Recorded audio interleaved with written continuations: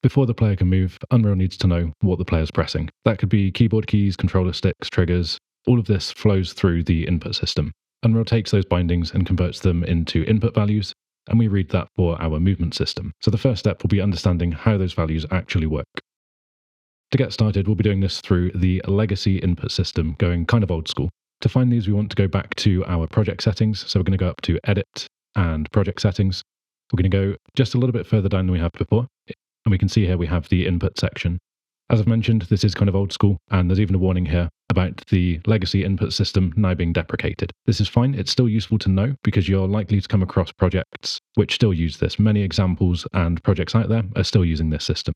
We have two different types of input here. We have our action mappings, which are binary. These are either pressed or not pressed, perfect for things like fire, interact, jump, and so on. We then have our axis mappings, and these convert the player input into continuous floating point values, perfect for movement. So for that reason, we're going to go and add a new axis mapping just here, and we'll name this one MoveRight.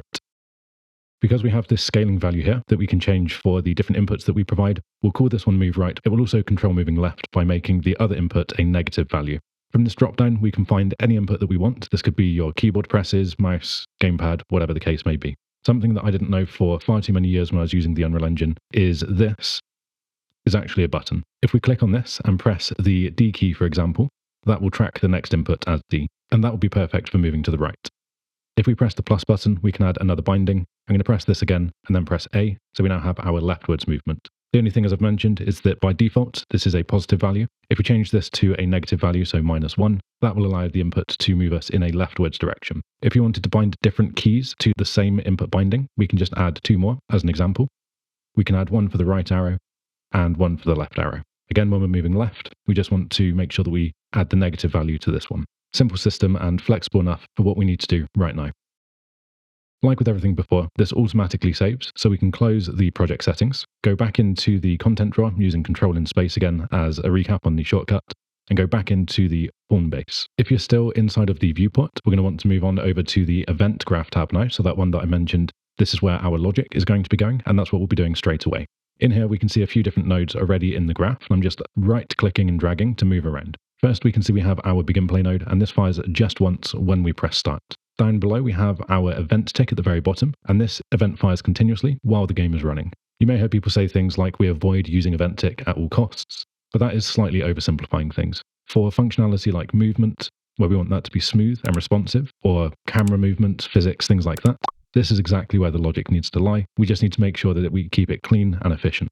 And then finally, we have the event actor begin overlap. This is an overlap check, a collision check for the entire class. In our case, that could be anything from the static mesh, the spring arm component, or the camera component. It's a little bit vague, so I tend to not use this, and we'll handle collisions on a per component basis later. So we can grab this one, press delete, and we'll get rid of that. To demonstrate what the axis mapping is doing, we're going to move down a little bit, so I'm right-click and dragging to move the graph. I want to right-click in here, and we're going to search for that input binding we made just a moment ago. I've called mine MoveRight. We have two different options here. We have the axis event and the axis value. The event would create something that looks a lot like the event tick, providing this execution pin so we can drive future logic from this. The difference with the axis value is if we click this one, this provides just this green pin. That green pin is a float value or a decimal point value, and this will provide a value depending on what we're pressing. If we're not pressing anything, we get 0. If we're pressing left, we get -1. And if we're pressing right, we get +1. I can actually show you that in a really simple demonstration, and I recommend this to anyone learning new parts of the Unreal Engine. We're going to pull from this execution pin here, drag this into the graph and let go, and then we're going to search for the word print string. So this is just going to provide a debug message on our screen on the left-hand side if we press play. So we can see that over here is currently spamming the window with the word hello. Now to avoid that being spammed, because this is running 120 times per second, we want to drop this down, change the duration to 2 seconds. This is currently printing for 2 seconds, and we'll turn this to 0. This then becomes more of a constant print over here, so it's now just printing the word hello. Obviously, we don't want this to say hello, we want this to show us what is being pressed. So I'm going to take the float value here, pull from this pin, and drop this into the in string. The Unreal Engine is smart enough to automatically convert our float to a string of text so that this is readable by us. So if we hit compile and play again, you can see now this is printing 0, which is because I'm not pressing anything at all. If I press the left arrow, it prints -1. The right arrow, I get +1, and the same for A and D. So we can see that's working, we have something happening here.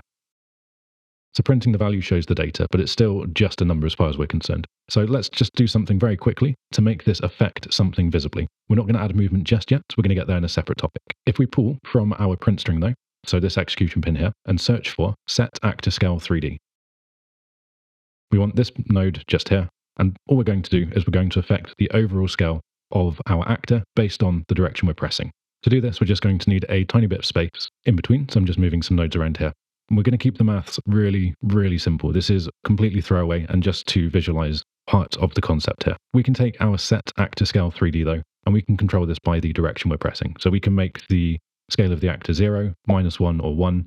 And if we add some analog input, we could make that a value in between. This is really simple. We're going to take our get MoveRight value here. So I'm going to grab this, press Ctrl and D to duplicate, and we're just going to plug this in here. So as I said, really, really simple. This isn't going to be useful for any kind of real use case scenario. I just wanted to get you somewhat familiar with a little bit of blueprinting before we dive in with movement. But if we hit compile, this just ensures that everything's been checked for errors and working. Hit save so we don't lose any of the progress. And one thing I think I will do is go back into edit and then project settings. I've connected my gamepad. And if we scroll back down to the input section, I'm just going to add a new input here. Click this button, and I'm just moving the analog stick to the left. So the left analog stick I've moved on the x-axis, which is left and right. We can leave this as a positive number if we wanted to invert the analog movement. So for example, if I pull left, then I'd move right. Then that's why we may want to add a negative value. But because the analog has a full range of movement, Unreal's smart enough to know to take the right direction as positive, and the left direction will automatically be given this negative value. So we can close this. We can go into play mode. We've kind of broken the plane at the moment. So at the moment, we're printing 0 at the top, which means we're passing the number 0 into the x, y, and z of the scale of our plane, which is why we can't see it. If I press A, then we're inverting the size. So we're seeing the bottom because we're now making the plane the scale of this -1. And if I press D, we're making the scale of the plane +1. The reason I wanted to use the analog stick is that we can kind of visualize this a little bit more. So I can get some smooth movements by just moving the analog stick. If you see the number at the top, this is going between 0 and -1 because I'm moving to the left. And if I move it to the right, we're going between 0 and +1. So just a kind of visualization of how we can make use of these values and plug this into some really simple logic. Again, we're getting another conversion. This is taking our movement direction, so -1, 0, or 1, multiplying that against all of the scale properties. So the scale properties in Unreal, you've got the X, Y, and Z. Just to visualize this with something simple, like a cube, I'll come in here just to show you this. If we wanted to change the properties or the scale of this object, we could take the X-axis alone, and you can see that's getting longer. We could scale it on the Y-axis to make it wider, and again, we can change the Z-axis to make it taller. So nice and simple, and that's really all we were doing here in the code, but we're just normalizing this so all of them are either 0, either -1, or 1, based on the input. So as I said, completely useless code, completely throwaway, but hopefully that makes the input and how we can utilize that value a little bit more understandable. With that done, we've confirmed that our input is working. The pawn itself still doesn't move. That part's going to be next to come. And in the next video, we'll turn this input into some actual player movement.